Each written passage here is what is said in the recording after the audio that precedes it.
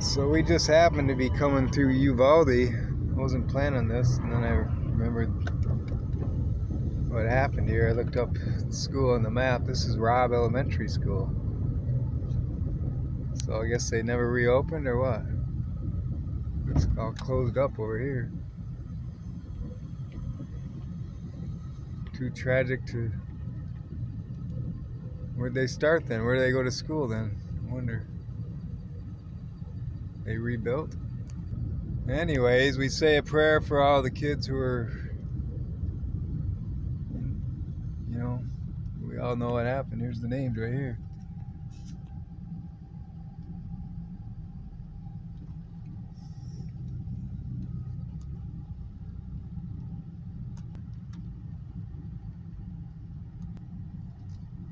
They have officers, 2 officers here, even though the school is closed. Pretty sad.